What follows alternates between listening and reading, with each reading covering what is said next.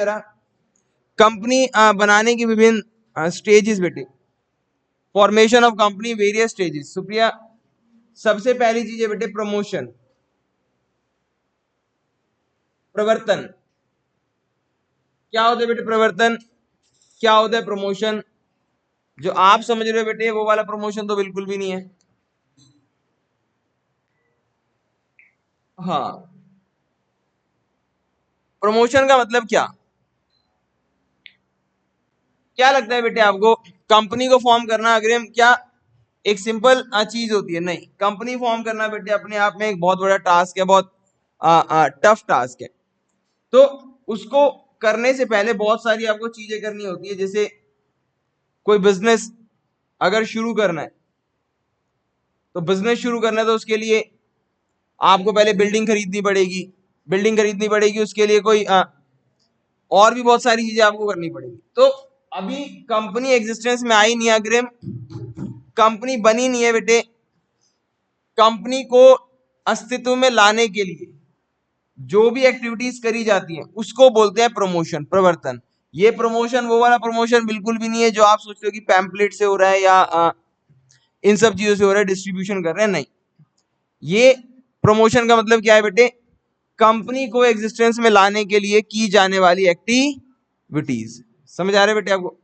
Company ताकि existence में आ जाए, कंपनी कंपनी कंपनी बन जाए, उस चीज के लिए कंपनी बनने से पहले जितने भी काम करे जाते हैं, कंपनी बनाने के लिए कंपनी बनने से पहले जितने भी काम करे जाते हैं, दैट इज कॉल्ड प्रमोशन। लिख लो बेटे इसको। यह उन सभी गतिविधियों का जोड़ है जो कंपनी को अस्तित्व में लाने के लिए की जाती है।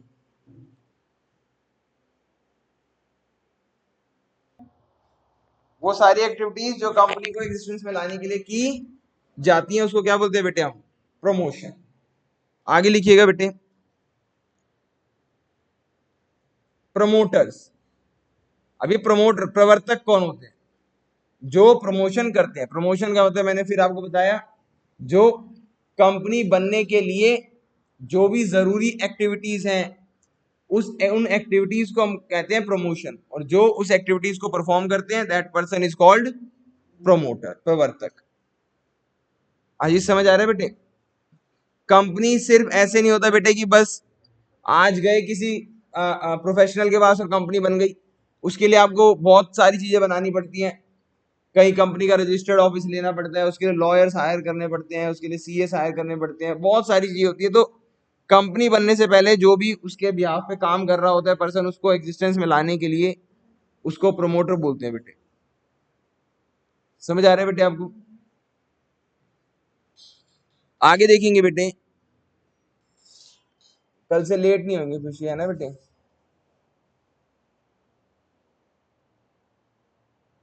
लिखिएगा जरा, नहीं लिखा? फटाफट लिखेंगे बेटे।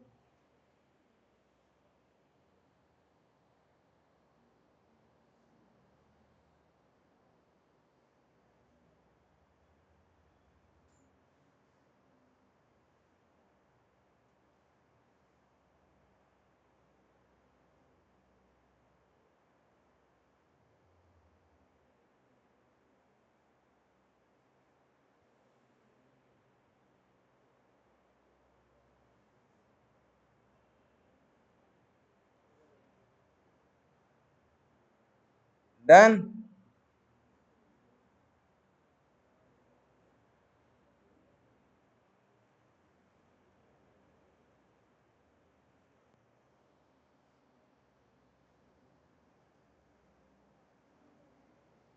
डन बेटे, डन हो गया?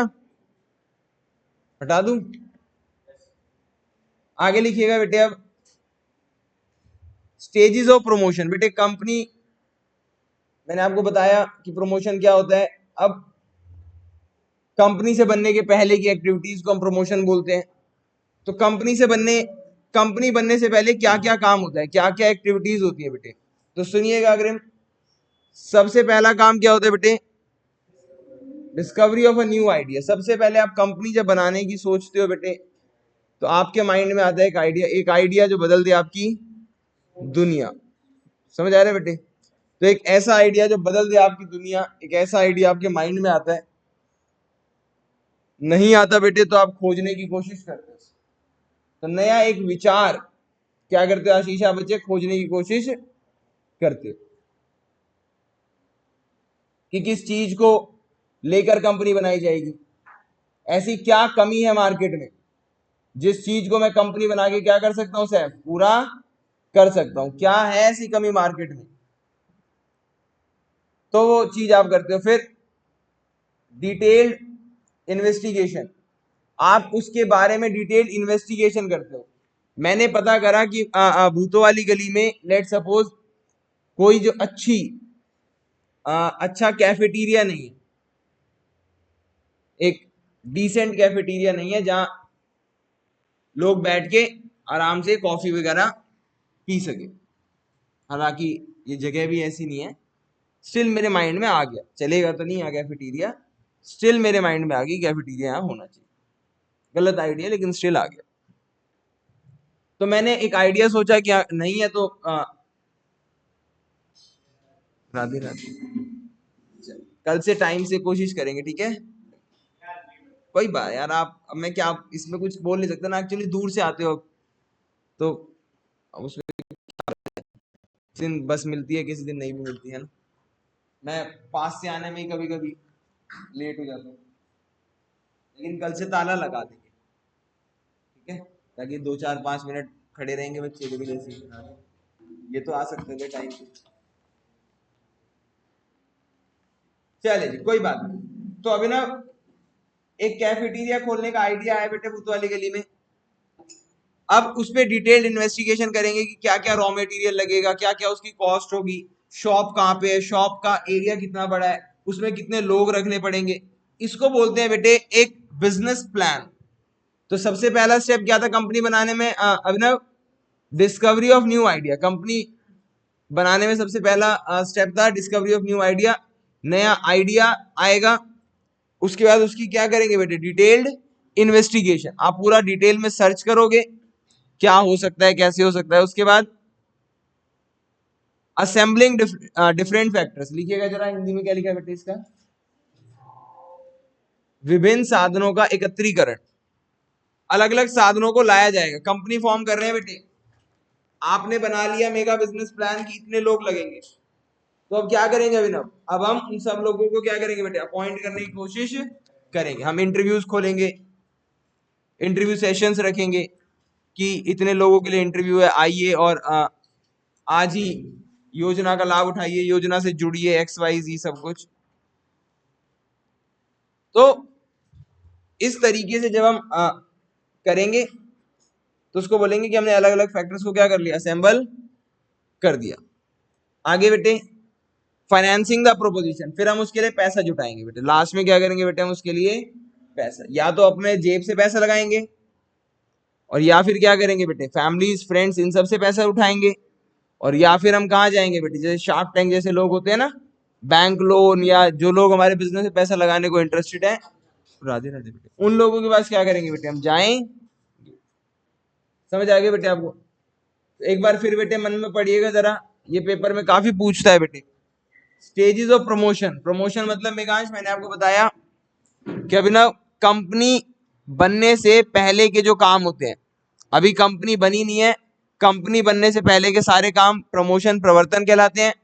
पहला काम जो कंपनी बनने से पहले होता है, सबसे पहले आपको माइंड में एक आइडिया आता है, आइडिया ढूंढने की कोशिश करते हो, उस आइडिया को इन्वेस्टिगेट करते हो कि वो आइडिया में क्या क्या बेटर कर सकते हैं, कैसे कैसे पैसा बनाया जा सकता है, कितने लोग चाहिए, बिजनेस प्लान क्या होगा, रेवेन्यू मॉडल क्या होगा, कैसे पैसा आएगा, कितना स्टाफ चाहिए, कितनी जगह चाहिए, जगह का रेंट क्या होगा, कॉस्ट प्रॉफिट सब एनालिसिस करते हो अग्रिम। देन असेंबलिंग डिफरेंट फैक्टर्स, जो जो फैक्टर्स चाहिए, लाइक जगह चाहिए जगह ले लेते हो, कारपेंटर को बुला के गेट लगवा लेते हो, या जो भी और भी सामान चाहिए वो ले आते हो, जितने लोग चाहिए स्टाफ वो अपॉइंट कर लेते हो, कॉन्ट्रैक्ट्स कर लेते हो, मशीन चाहिए मशीन ले आते हो। तो ये थर्ड स्टेप है। और लास्ट नहीं, थर्ड स्टेप पे कॉन्ट्रैक्ट्स करते हैं फिर। अच्छा, अगर ये सब ले जाएंगे तो पैसा की फिर जरूरत ही क्या पड़ी। थर्ड स्टेप में कॉन्ट्रैक्ट्स करते हैं कि हम आप भी आ जाना काम करने, आप भी आ जाना, आप भी आ जाना, आप भी आ जाना, सबको कॉन्ट्रैक्ट दे देते हैं कि आप भी हमारे साथ जुड़ जाओ, आप भी जुड़ जाओ, आप भी जुड़ जाओ, पैसे थोड़े दिन बाद देंगे, ठीक है। पैसे कब देंगे? जब हमें क्या मिल जाएंगे, खुद से पैसे मिल जाए, फिर हम पैसों का जुगाड़ कर लेते हैं। पैसों का जुगाड़ कैसे करेंगे? या तो खुद से करेंगे या फिर कहाँ जाएंगे बेटे, जो लोग लोन क्या कर सके, हमें दे सके, या फिर जो शार्क टैंक जैसे लोग होते हैं जो बिजनेस में क्या करना चाहते हैं, इन्वेस्ट करना चाहते हैं, तो उन लोगों के पास हम जाएंगे और क्या करेंगे बेटे, काम करेंगे, पैसा लेंगे। समझ आ गया बेटे? ये है बेटे प्रमोशन, कि कंपनी बनने से पहले क्या क्या काम होता है। विशाल समझ आया बेटे थोड़ा बहुत? चलो, नहीं समझ आया तो ये वीडियो में देख लेना। आगे है बेटे सेकंड स्टेप, प्रमोशन के बाद क्या होता है बेटे, लिखेंगे इनकॉर्पोरेशन। ये प्रमोशन के बाद की स्टेज है बेटे। प्रमोशन कंपनी बनने से पहले के स्टेप हो चुके हैं, अब होगा इनकॉर्पोरेशन, कंपनी का रजिस्ट्रेशन। रजिस्ट्रेशन में भी बेटे बहुत सारे काम होते हैं।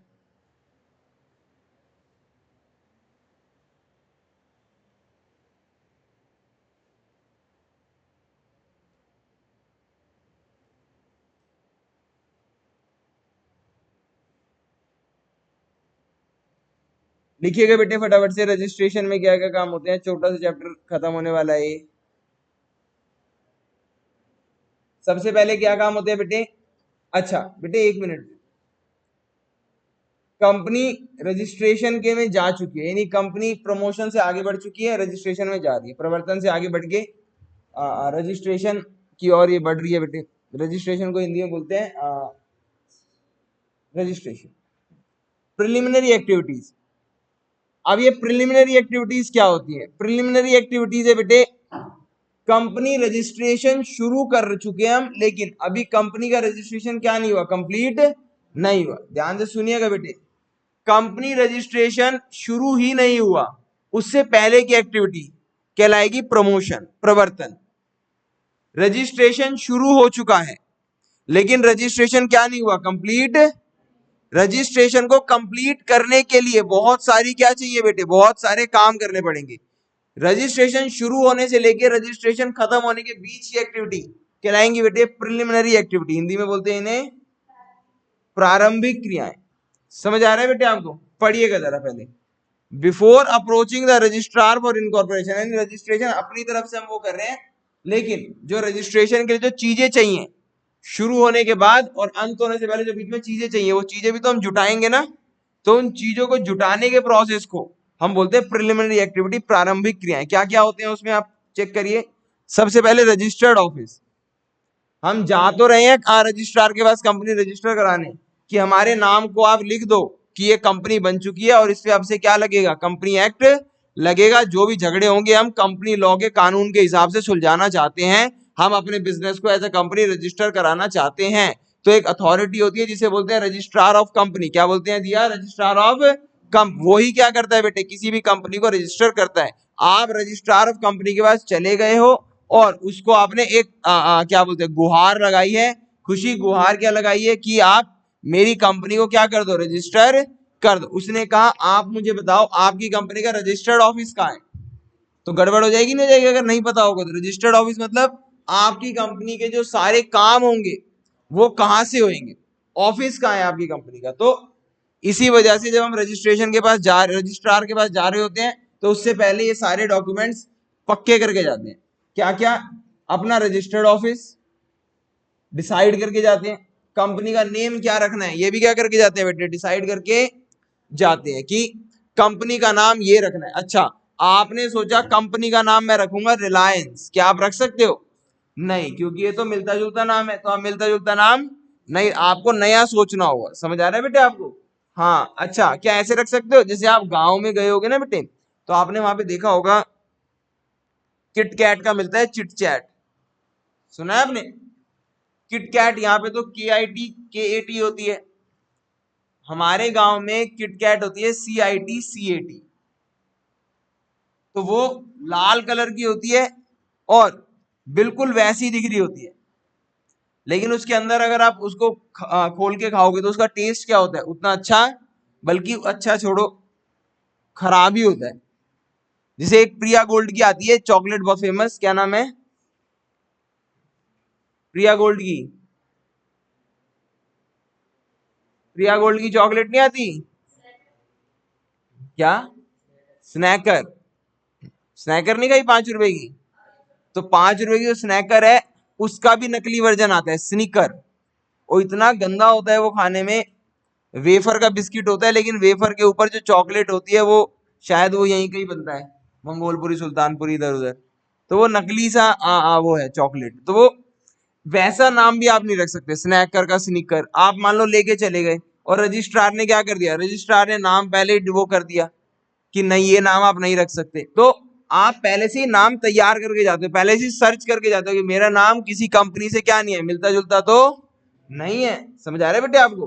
तो ये वाली बात है। तो आप कंपनी का नाम डिसाइड करके जाओगे। ये सब प्रिलिमिनरी एक्टिविटी, यानी रजिस्ट्रेशन कराने से पहले आप अपनी तरफ से ये सब काम क्या करोगे बेटे, पक्का करके जाओगे। समझ आ रहा है बेटे आपको? आगे और क्या पक्का करके जाओगे, पढ़ो। आप अगर आपको लाइसेंस लेने की जरूरत है, जैसे किस चीजों के लिए लाइसेंस चाहिए होता है पता है ना आपको? कुछ चीजों के लिए लाइसेंस चाहिए होता है। वाइन शॉप के लिए भी चाहिए होता है, लेकिन और भी चीजों के लिए चाहिए होता है। वाइन शॉप तो मेरा ख्याल नहीं जा रहा था कि वाइन शॉप की जनरली कंपनीज नहीं होती, वाइन शॉप तो वाइन शॉप होती है, उसके लिए नहीं जा रहा था मेरा ख्याल। मैं यहाँ पे आ रहा था, क्या बोलते हैं ये बम पटाखे जो बनाते हैं, इनकी तो कंपनीज हो सकती है ना। तो जो बम पटाखे बनाते हैं उनकी जो कंपनी होती है उसके लिए इन्हें लाइसेंस चाहिए होता है। तो अगर आपको ऐसा कुछ चाहिए लाइसेंस, तो आप पहले से लाइसेंस लेके जाओ, तभी तो रजिस्ट्रार आपकी कंपनी को रजिस्टर करेगा। अदरवाइज बोलेगा कि नहीं ये कंपनी रजिस्टर नहीं हो सकती, क्योंकि उसको तो क्या चाहिए, लाइसेंस, और आपके पास लाइसेंस है नहीं। तो आप लाइसेंस भी लेके जाओ, ठीक है। टू गेट नेसेसरी अपॉइंटमेंट्स, हाँ कंपनी में क्या होता है ना बेटे, जब कंपनी बनती है तो कंपनी में बहुत सारे लोग अपॉइंट करने पड़ते हैं। जैसे एक पर्सन मैं आपको बता देता हूँ, ऑडिटर। ऑडिटर कौन होता है बेटे? वो पर्सन जो कंपनी के अकाउंट्स को चेक करेगा और गवर्नमेंट को बताएगा कि ये कंपनी क्या नहीं कर रही, घपला तो नहीं कर रही, या लोगों को बताएगा जो उससे जुड़े हुए हैं उस कंपनी से कि क्या ये कंपनी कहीं घपला तो नहीं कर रही। तो ऐसे लोगों को भी आपको अपॉइंट करना पड़ता है। तो वहां पे रजिस्ट्रार पूछेगा बताओ आपको ऑडिटर कौन है, रजिस्ट्रेशन के कुछ दिन बाद ही पूछ लेगा। तो इस वजह से ऐसे लोगों को भी आपको क्या करना होता है बेटे, पहले से ही हायर करके रखना होता है कि भाई जब वो रजिस्ट्रार पूछेगा तो मैं तुझे बुलाऊंगा, तू आके बोलियो कि मैं क्या हूं, इस कंपनी का ऑडिटर हूं, साइन कराने मांगेगा तो साइन कर दियो, ठीक है। तो जो जो नेसेसरी अपॉइंट नियुक्तियां हैं, जरूरी नियुक्तियां, वो भी आपको कर लेनी होती है। आगे, to get the important documents prepared, आपको क्या प्रिपेयर करना होता है बेटे, इंपॉर्टेंट डॉक्यूमेंट्स। जो भी इंपॉर्टेंट डॉक्यूमेंट्स है वो भी इंपॉर्टेंट डॉक्यूमेंट्स दो होते हैं बेटे, पढ़ लो जरा। एक होता है memorandum of association, MOA, Hindi में क्या लिखा है बेटे, हाँ वही। और एक आर्टिकल ऑफ एसोसिएशन, ये क्या लिखा है, वही। ठीक है। तो ये जो दो इन्होंने बोले, जो यहाँ तक आवाज नहीं आ पाई, वो जो है वो तैयार करने पड़ते हैं, जिन्हें इंग्लिश में क्या बोलते हैं आशीष हम, एमओए एंड एओए। पार्षद अधिनियम है ना, पार्षद सीमा नियम, मेमोरेंडम ऑफ एसोसिएशन, और पार्षद अंतर नियम, अंतर सीमा नियम, अंतर नियम, that is article of association. ये दो इंपॉर्टेंट डॉक्यूमेंट होते हैं बेटे, पार्षद सीमा नियम और पार्षद अंतर नियम। वेरी वेरी इंपॉर्टेंट डॉक्यूमेंट बेटे। तो ये आपको प्रिपेयर करने होते हैं। उसके बाद आप एप्लीकेशन लगाते हो किसको बेटे, रजिस्ट्रार। किसको एप्लीकेशन लगाते हो बेटे, समझ आ रहा है बेटे आपको? ये सब पक्का करने के बाद आप क्या लगाते हो बेटे, रजिस्ट्रार को एप्लीकेशन लगाते हो। अगर हम समझ आए बेटे, रजिस्टर्ड ऑफिस पक्का कर लोगे, कहाँ पे है रजिस्टर्ड ऑफिस फाइनल कर लोगे, कंपनी का नाम क्या रखना है ये फाइनल कर लोगे। अच्छा ये बताया था ना कल, प्राइवेट है तो एंड में क्या आएगा, प्राइवेट लिमिटेड। पब्लिक है तो एंड में क्या आएगा, लिमिटेड। ठीक है, पब्लिक लिमिटेड नहीं, पब्लिक कंपनी है तो एंड में आएगा लिमिटेड, और प्राइवेट कंपनी है तो एंड में क्या आएगा बोलो। आगे लाइसेंस ले लोगे, जरूरी है तो जिन बंदों को नियुक्त करना है उनको नियुक्त कर लोगे, जरूरी दस्तावेज प्रिपेयर कर लोगे, फिर क्या लगाओगे बेटे, एप्लीकेशन लगाएंगे। कहां पर, रजिस्ट्रार के पास। अग्रिम बातें नहीं करो बेटे, आगे बढ़ो बेटे। डॉक्यूमेंट्स टू बी फाइल्ड, क्या क्या दस्तावेज क्या करने हैं बेटे, फाइल करने हैं। आगे बढ़े, क्या क्या दस्तावेज फाइल करने हैं, पढ़ो। पहला, MOA, रुक जाओ फरदीन, रुक जाओ बेटे, सारी बातें आज ही कर लोगे।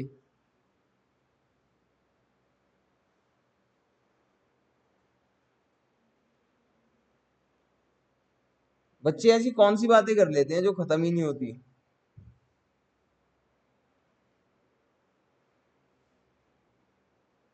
रोज ही सेम बंदों से मिलते हो आप, और रोज ही इतनी बातें, रोज ही इतनी बातें। वैसे यही सवाल हमारी मैडम भी पूछती थी, तब तो मेरे पास भी जवाब नहीं होता था। क्या इस जनरेशन वाले जवाब दे सकते हैं? हाँ, डम्बो जनरेशन है ना ये वाली।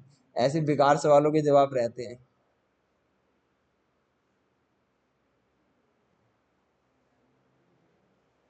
हो गया बेटे, आगे देखेंगे बेटे। मेमोरेंडम ऑफ एसोसिएशन, ये क्या होता है बेटे? चेक करिएगा जरा बेटे, एक सेकंड बेटे। इसलिए डिटेल में दे रखा हो तो यहाँ पढ़ा के कोई फायदा नहीं होगा मुझे। हाँ ये रहा, ये तो डिटेल में ही दे रखा है। ये सिर्फ आप लिख लो बेटे, नाम नाम इसका, अभी नीचे आएगा ही बेटे। क्या क्या डॉक्यूमेंट्स फाइल करने होते हैं कंपनी के पास, रजिस्ट्रार के पास? नाम नाम लिख लो बेटे बस इसका। ये सारे डॉक्यूमेंट हमें डिटेल में पढ़ने हैं बेटे। पहला मेमोरेंडम ऑफ एसोसिएशन, पार्षद अधिनियम, सीमा नियम। दूसरा आर्टिकल ऑफ एसोसिएशन, पार्षद अंतर नियम। लिखते जाइएगा बेटे।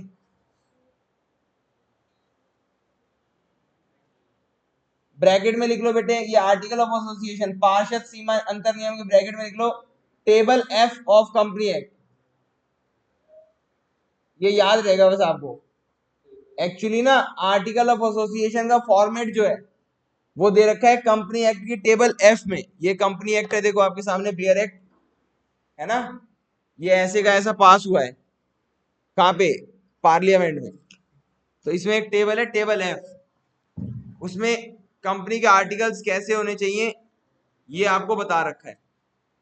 तो पेपर में MCQ में क्वेश्चन पूछता है कि कंपनी एक्ट में कौन सी टेबल में बता रखा है कि क्या बोलते हैं, आर्टिकल ऑफ एसोसिएशन कैसे होनी चाहिए। तो आप याद रखिएगा कौन सी टेबल है, टेबल F। ठीक है, हाँ जी, दिखा दूं आपको?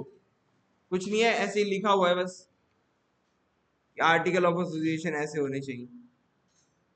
ठीक है, आगे लिखो।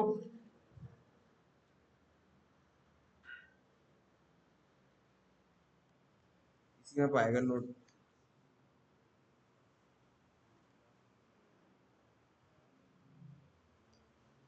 ये रहा,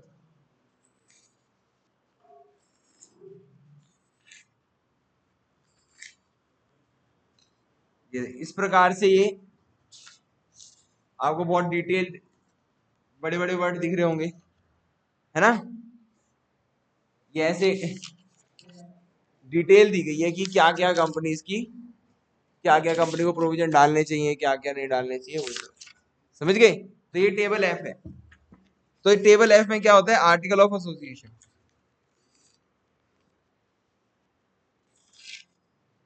आगे लिखो बेटे,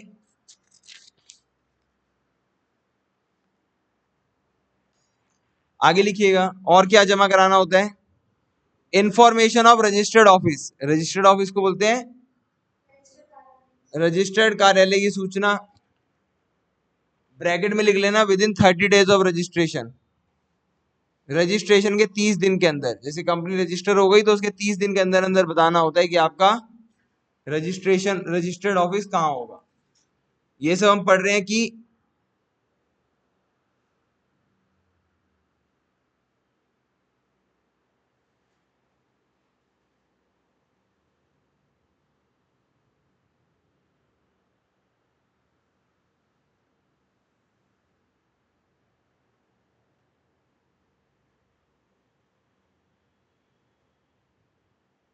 ये सब हम पढ़ रहे हैं कि रजिस्ट्रार के पास क्या क्या डॉक्यूमेंट जमा कराने होते हैं। आगे बेटे, हेलो, आगे करिएगा।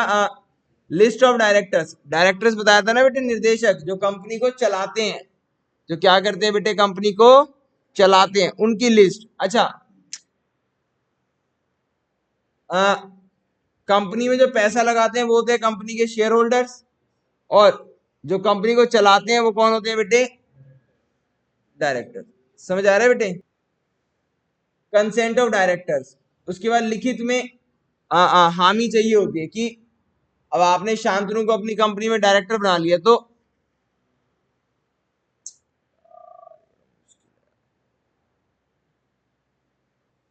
आपने क्या करा बेटे? शांतनु को डायरेक्टर बना दिया। शांतनु चाहता ही नहीं था डायरेक्टर बनना, लेकिन शांतनु से फर्जी तरीके से साइन करवा दिया आपने। शांतनु ये ले क्रिसमस पे ये 25 लोगों के नाम दे, और उस पर क्या कर दे? साइन कर दे। और शांतनु ने साइन कर दिया एकदम असली बैंक वाले कि अब क्रिसमस मुझे भी क्या देगा? सेंटा आके इनाम दे। पता चला है कि कंपनी के डायरेक्टर को जेल हुई है, नहीं समझ आ रहा, तो शांतनु को भी उठाने आ गए हैं कि आप भी डायरेक्टर हो कंपनी में, कि आपने साइन कर रखा है। नहीं, ऐसे नहीं होता। आपको रिटर्न कंसेंट लेनी पड़ेगी कि इसने लिख के दिया हो अपने हाथ से कि मैं क्या बनना चाहता हूँ, इस कंपनी में डायरेक्टर बनना चाहता हूँ, नीचे अपने साइन भी कर रखे हैं, तो होगा। ठीक है, लेकिन ऐसा पब्लिक कंपनी के केस में होता है, प्राइवेट कंपनी के केस में ऐसा जरूरी नहीं होता, क्योंकि ये जाहिर सी बात है ना कि डायरेक्टर जो होते हैं वो कंपनी चलाते हैं, तो प्राइवेट कंपनी में तो प्राइवेट लोगों का पैसा होता है, वहां कुछ गड़बड़ हुआ तो 2 4 5 लोगों का नुकसान होगा, तो सरकार इतना ध्यान नहीं देती। पब्लिक कंपनी में आम जनता का पैसा होता है, तो इस वजह से वे लोग पब्लिक कंपनी पे जो सरकार है वो ज्यादा क्या रखती है? शिकंजा रखती है। तो प्राइवेट कंपनी में जरूरी नहीं है, पब्लिक कंपनी में जरूरी है। और क्या क्या जमा कराना पड़ता है? Undertaking regarding qualification shares. लिख लो बेटे, ये हिंदी में क्या बोलते हैं बेटे? इसे पढ़िएगा। योग्यता अंशों के संबंध में वचन। ठीक है, अंडरटेकिंग रिगार्डिंग क्वालिफिकेशन शेयर। योग्यता अंश, योग्यता अंश क्या होते हैं बेटे? योग्यता अंश मतलब जैसे कंपनी में ना आप मेंबर बनना चाहते हो, सैफ ने कहा कि मैं भी मेंबर बनना चाहता हूं, तो हमने कहा सैफ आप एक काम करो, पैसे लगा दो। जब कंपनी मेंबर बन ही रहे हो, 3 लोग थे, मैं, शांतनु और सैफ, तीनों ने मिलकर हमने कंपनी खोली SSG। ठीक है ना, सैफ शांतनु गौरव ऐसे करके, शांतनु सैफ गौरव। तो SSG में हम तीनों क्या लेंगे? कुछ शेयर्स लेंगे, लाइक 50% सैफ ने ले लिए, 40% इन्होंने, 10% मैंने। तो हम तीनों क्या लिखेंगे? हम तीनों वादा करेंगे, मतलब वादा क्या करेंगे? जमा करा के देंगे उसको कि फलानी परसेंटेज शेयर इसके पास है, फलानी परसेंटेज शेयर इसके पास है, फलानी परसेंटेज शेयर इसके पास है। तो क्वालिफिकेशन है, तो शुरू शुरू में जितने लोग शेयर्स लेते हैं, जितने लेते हैं, वो भी आपको देना होता है कौन कितने शेयर लेगा। ठीक है बेटे, ये सारी बातें इतना याद भी नहीं रहेगा, जितना रह जाए उसमें से मेन बातें याद रह जाए। MOA याद रखना, AOA याद रखना, रजिस्टर्ड ऑफिस याद रखना, लिस्ट ऑफ डायरेक्टर याद रख लेना, और कंसेंट याद रखना, बस इतना ही। समझ आ रहा है आपको? जितना याद रह जाए। पूछ ले अगर कि कंपनी रजिस्ट्रार, रजिस्ट्रेशन के टाइम पे रजिस्ट्रार के पास क्या क्या फाइल कराना पड़ता है, तो क्या क्या लिख के आओगे? MOA यानी AOA, रजिस्टर्ड ऑफिस के बारे में इंफॉर्मेशन, जब कंपनी रजिस्टर हुई उसके 30 दिन के अंदर अंदर, और कंसेंट ऑफ डायरेक्टर बनना चाहता है। ठीक है, नीचे बेकार की बातें हैं, इसको छोड़ दो, इतना कौन याद रखेगा। आगे जब सब हो गया, डॉक्यूमेंट जमा हो गए, डॉक्यूमेंट जमा होने के बाद आपको क्या करना होता है? जो फीस है वो पे करनी होती है। फीस के रेट कहाँ पे गिवन है? 10th schedule of Indian company act. कहाँ पे गिवन है बेटे? 10th schedule of company. लिख लो बेटे, ना ना सिर्फ इतना, रेट ऑफ फी, फीस के रेट या फीस की दर 10वीं अनुसूची में गिवन है, दी गई है 10th शेड्यूल में। कहाँ दी हुई थी? 10th शेड्यूल कहाँ दी हुई थी बेटे? उसके बाद आपको क्या मिलेगा बेटे? चेक करिए, सर्टिफिकेट ऑफ इनकॉर्पोरेशन। क्या मिलेगा बेटे? हाँ, कि आपकी कंपनी क्या हो गई है बेटे? बन गई है। इस बात का सबूत होता है बेटे सर्टिफिकेट ऑफ इनकॉर्पोरेशन। और जो डेट बेटे इसमें मेंशन होती है, जैसे इसमें कौन सी डेट मेंशन है, पढ़ लीजिए, 3rd day of February 2020, बस 20 है ना, 2020। तो 3 फरवरी 2020 कोई कंपनी बनी है, तो यही क्या मानी जाएगी? इसकी डेट ऑफ इनकॉर्पोरेशन। क्या मानी जाएगी बेटे? डेट ऑफ, इस दिन कंपनी क्या हुई है बेटे? बनी, बन के तैयार हो चुकी है। ठीक है बेटे, आगे लिखो बेटे। अच्छा, जब कंपनी बनती है तो जैसे आपका आधार नंबर होता है ना बेटे, ऐसे इनका क्या होता है बेटे, सिन नंबर। क्या होता है बेटे, सिन। सिन की फुल फॉर्म लिख लो बेटे, इंग्लिश में ही लिखना बेटे प्लीज सब बच्चे। Corporate identity number. हिंदी में अलग लिखा हुआ है क्या, सेम है बेटे। हाँ, कॉर्पोरेट पहचान संख्या, लेकिन इंग्लिश में ही लिख लीजिएगा, ये फुल फॉर्म सारी ना इंग्लिश में याद करा कीजिए।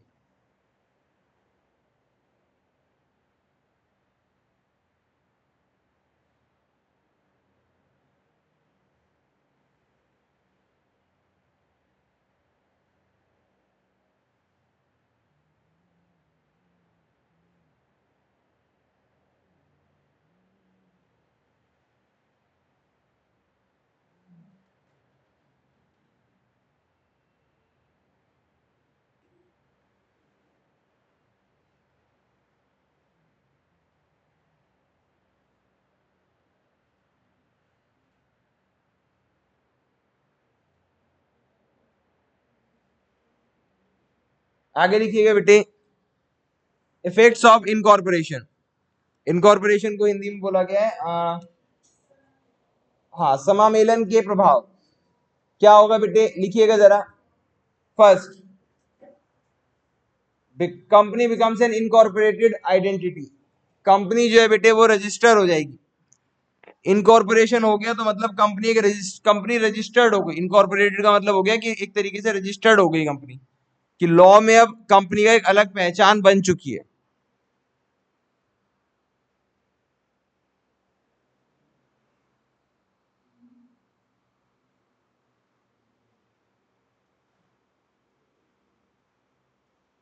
ठीक है। नहीं, ये पहला पॉइंट लिखना है बस।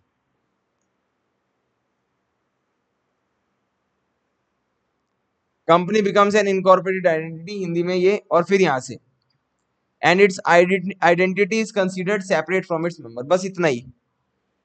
उसको उसके मेंबर से क्या माना जाएगा बेटे, अलग माना जाएगा। बताया ना मैंने आपको कई बार, आशीष बताया था ये बात आपको, नहीं बताई? रिलायंस अलग, अंबानी अलग,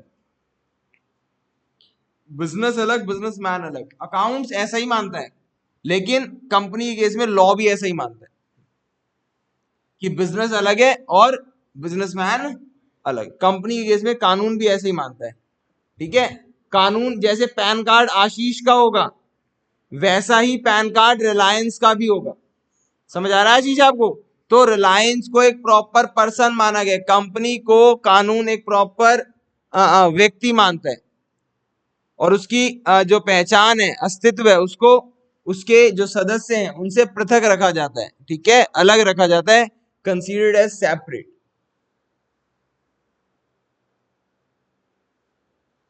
आगे बढ़े बेटे। आगे देखिएगा बेटे,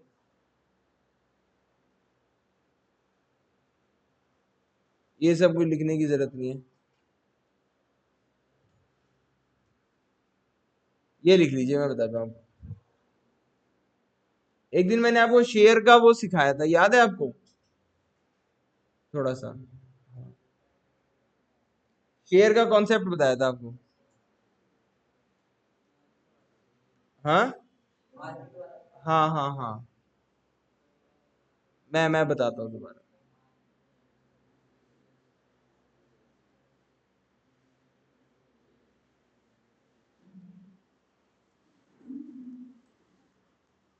कंपनी को 1 करोड़ रुपए चाहिए बेटे। कोई एक बंदा नहीं है जो कंपनी को 1 करोड़ रुपए दे पाए, बहुत सारे लोग हैं जो कंपनी को पैसे देने को राजी हैं। कंपनी ने कहा मैं अपने जो 1 करोड़ रुपए मैं इसको 10 लाख हिस्सों में बांटती हूँ। कितने हिस्सों में बांटती हूँ बेटे? एक हिस्सा कितने का बनेगा बेटे? 10 रुपए। कितने का बनेगा बेटे? तो किसी को अगर मेरी कंपनी में कितने शेयर खरीदे, कितने रुपए खरीद, कितने हिस्से खरीदने हैं? एक हिस्सा। तो उसको कितने रुपए देने होंगे बेटे? ये कह के मैंने क्या करा बेटे, लोगों को इनवाइट करा कि आओ मेरी कंपनी में शेयर्स खरीद लो। तो मैंने इनवाइट करा, इनवाइट करा किस चीज का बेटे, किस चीज के लिए इनवाइट करा, भगवत गीता की कथा के लिए इनवाइट करा? नहीं, इनवाइट करा टू, ध्यान से बेटे, सब्सक्राइब द शेयर, शेयर्स क्रय कर लो, अंश क्रय कर लो। क्रय का मतलब क्या होता है बेटे? खरीद लो। क्या कर लो बेटे? शेयर्स खरीद लो मेरी कंपनी में। तो जब मैं ऐसा करूंगा तो मैंने 10 लाख शेयर्स इशू करे हैं, अपनी कंपनी के प्रॉफिट को 10 लाख हिस्सों में बांटा है, और आगे कहा है कि आगे जितना ही प्रॉफिट होगा वो 10 लाख हिस्सों में बटेगा। अगर आपको उस प्रॉफिट में एक हिस्सा चाहिए तो आज कितने रुपए दे दो? 10। लोगों ने पैसे देना शुरू करें, और इन्हीं पैसों से मैं आगे चल के बिजनेस करूंगा, और ये पैसे मुझे वापस लौटाने पड़ेंगे अगर अगर अगर कम से कम अगर कम से 90%, अगर कम से कम 90% शेयर्स क्या नहीं हुए बेटे? सब्सक्राइब, जनता ने भरोसा ही नहीं दिखाया, केवल और केवल मान लो 60%, यानी 10 लाख शेयर्स मैंने लोगों को बोले थे खरीदने को, लोगों ने कितने खरीदे? 6 लाख। तो ये पैसा मुझे क्या करना पड़ेगा?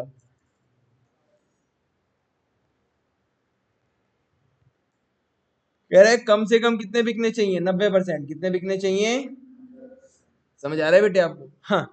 लेकिन एक बात बताओ, 10 लाख शेयर्स, 1 करोड़ रुपए, क्या सारे के सारे 10 लाख शेयर्स मैं आप ही लोगों को दे दूंगा क्या? क्या इतना पागल हूं? तो फिर मैं क्या करूंगा? जब सारा पैसा आपने ही लगा दिया तो मैं क्या करूंगा? अगर कंपनी में 10 लाख शेयर है तो कम से कम कितने शेयर मैं अपने पास रखूंगा? 51%। कम से कम कितने रखूंगा? और मैंने 51 भी नहीं बोला, मैंने तो कहा मैं कम से कम 80% रखूंगा। तो 80% मेरे पास ही है। मैंने कहा बाकी 20% शेयर ही मैं क्या कर रहा हूँ? इशू कर रहा हूँ, यानी 2 लाख शेयर्स बस। बस 80 लाख रुपए तो मैं ही लगाऊंगा, 20 लाख रुपए और चाहिए। उसके लिए मैं कितने शेयर्स दे रहा हूँ तुम लोगों को? 2 लाख। अगर एक शेयर पे दे दो तो मैंने आप लोगों को बोला कि भाई मैं तुम लोगों को एज अ मालिक बात करो कंपनी का, कि मैं तुम लोगों को 2 लाख शेयर देता हूँ, बताओ पैसा लगाओगे? तो आपने कहा कि 10 रुपए हैं एक शेयर पे, तो ठीक है 2 लाख पे लगा देंगे। तो 2 लाख पे कितने आएंगे? 20 लाख। कितने आएंगे बेटे? 20 लाख। मुझे तब भी ये पैसा वापसी करना पड़ सकता है अगर कम से कम कितने शेयर नहीं सब्सक्राइब हुए? 90% शेयर सब्सक्राइब नहीं हुए। 90% शेयर जितने मैं लोगों को इशू कर रहा हूँ उसका 90% तो बिकने चाहिए। समझ आ रहा है बेटे आपको? यानी कि कितना हो गया इसमें? 18 लाख रुपए तो कम से कम क्या होने चाहिए बेटे? आने ही चाहिए। मेरा समझ आ रहा है बेटे आपको? नहीं तो पैसे करने पड़ेंगे क्या? वो वापस। ये पढ़ लो, ये कहीं ऊपर लिख लेना बेटे, इधर उधर ना कहीं, जैसे डेट का कॉलम होता है या ऊपर जो हेडर होता है पेज में, हेडर पे लिख लेना। ये हेडर समझते हो ना? हाँ, इसमें तो हेडर है ही नहीं, जो बाकी नॉर्मल कॉपी में हेडर होता है वहां पे लिख लो ये, कि मिनिमम सब्सक्रिप्शन, कम से कम इतने शेयर्स तो बिकने ही चाहिए। कितने हैं वो शेयर्स? 90%, 51 नहीं बेटे, 90% शेयर्स तो बिकने ही चाहिए जितने आपने इशू करे। समझ आ रहा है बेटे आपको?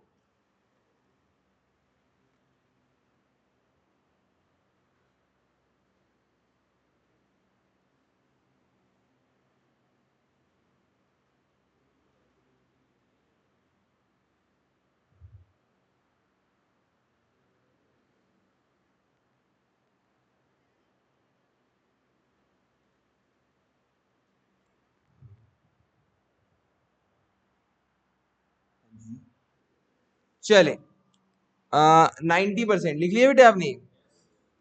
आगे लिखिएगा बेटे। नेक्स्ट स्टेज, बेटे 2 स्टेज पढ़ ली। पहली क्या थी बच्चे? प्रमोशन, दैट इज प्रवर्तन। दूसरा हमने पढ़ा बेटे अभी अभी इससे पहले, इनकॉर्पोरेशन या registration. Now we are moving towards the third stage. तीसरी जो स्टेज है, कमेंसमेंट ऑफ बिजनेस। अब बिजनेस शुरू करना है। अच्छा बेटे एक बात बताइएगा, आपके गली में वो आते हैं बर्तन ठीक करवाने वाले, तो पंजाबी में उन्हें बोलते हैं भांडे, बर्तन भांडे नहीं बोलते? तो वो पुराने टाइम पे ऐसे थे, चिल्ला चिल्ला के बोलते थे, भांडे कली करा लो, है ना, ऐसे करके। ऐसे ही गली में कबाड़ी वाले भी आते होंगे बेटी, हाँ, खाली बोत ऐसे आते हैं ना, नहीं आते, कबाड़ी बुलाया। तो क्या क्या इसी इसी प्रकार से आपको क्या लगता है, ये लोग जो शेयर्स इशू करने जाते हैं इसी प्रकार से गली गली घूम के शेयर्स इशू करते होंगे? बोलो कि शेयर्स ले लो, बोलो रिलायंस के, टाटा के, विप्रो के, नहीं। जिस भी कंपनी को शेयर्स इशू करने होते हैं वो क्या करती है बेटे, वो एक डॉक्यूमेंट इशू करती है। क्या इशू करती है बेटे? डॉक्यूमेंट का नाम होता है बेटे प्रोस्पेक्टस। क्या नाम होता है बेटे? Now what is prospectus? Prospectus मतलब एक डॉक्यूमेंट। अच्छा, कंपनी से अपनी वेबसाइट पे भी इशू कर सकती है, कंपनी से न्यूज़पेपर में जनरली इशू करती है ताकि सब लोगों तक पहुंच जाए, कंपनी और भी तरफ से रेडियो टीवी के माध्यम से लोगों तक ये पहुंचा सकती है डॉक्यूमेंट। और कंपनी इसमें लिखती है कि हम क्या इशू करने जा रहे हैं, शेयर्स इशू करने जा रहे हैं, हम शेयर्स बेचने जा रहे हैं, मौका देने जा रहे हैं आप लोगों को कि आप लोग हमारी कंपनी के लाभ में क्या कमा सकते हो, हिस्सा बना सकते हो। अग्रिम समझ आ रहा है बेटे? चल, तो बिजनेस जब शुरू करते हैं तो सबसे पहले क्या करते हैं बेटे? सबसे पहले हम एक काम करते हैं, सबसे पहले हम लेते हैं एक certificate of commencement of business. अगर हम पब्लिक कंपनी है तो, प्राइवेट कंपनी को ये नहीं लेना होता, लेकिन पब्लिक कंपनी को लेना होता है क्या? Certificate of commencement of business. एक तो पहली लाइन पढ़ लो इसकी कि निजी कंपनी बनने के समामेलन के तुरंत बाद व्यवसाय प्रारंभ कर सकती है, परंतु सार्वजनिक कंपनी को क्या लेना होगा? व्यवसाय प्रारंभ करने का सर्टिफिकेट, है ना। ये certificate of commencement of business लेना पड़ेगा, याद रहेगा आपको ये। हाँ, एक बार कंपनी ने certificate of commencement of business ले लिया, जो कि ऐसा दिखता है, उसके बाद क्या होगा बेटे? उसके बाद कंपनी ये करेगी, क्या बोलते हैं, चाहे तो प्रोस्पेक्टस इशू करेगी, चाहे तो प्रोस्पेक्टस इशू नहीं करेगी। ठीक है ना बेटे? हाँ, ये इतना सब हमें पढ़ना नहीं है ना, इतना सब पेपर में आने वाला, ये तो पूरा कंपनी लॉ हो गया। तो ये बात याद रखिएगा कि बिजनेस शुरू करना है तो प्राइवेट कंपनी को क्या नहीं लेना पड़ता? कमेंसमेंट ऑफ बिजनेस का सर्टिफिकेट पब्लिक कंपनी को लेना पड़ता है। ठीक है ना बेटे? हाँ, ये सब नहीं आएगा, जो काम की बातें हैं वही मैं आपको बता रहा हूँ, जो बिल्कुल नहीं आएंगे उसको पढ़ने की कोई जरूरत नहीं है बेटे। जो है वही वही आपको बताऊंगा, जो काम काम की बातें। आगे लिखिएगा बेटे जरा अगला टॉपिक, ये लिख लिया आपने कमेंसमेंट ऑफ बिजनेस में? लिख भी लीजिए, ठीक है, पूरा ही लिख लीजिए, ना कुछ भी आ सकता है, ए से लेके और लास्ट बिजनेस तक। एमओए बेटे लिखिएगा जरा बेटे।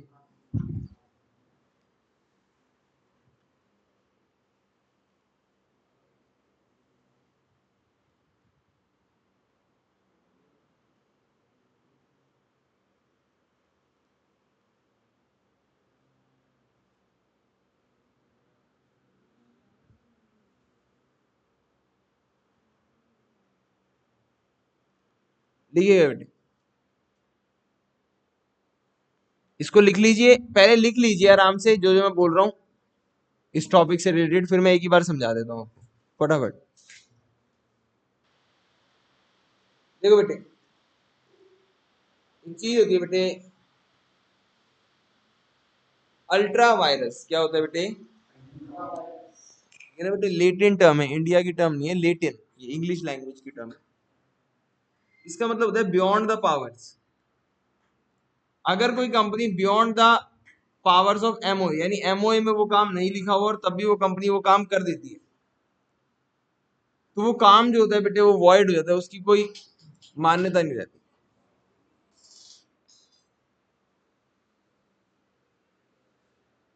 हाँ,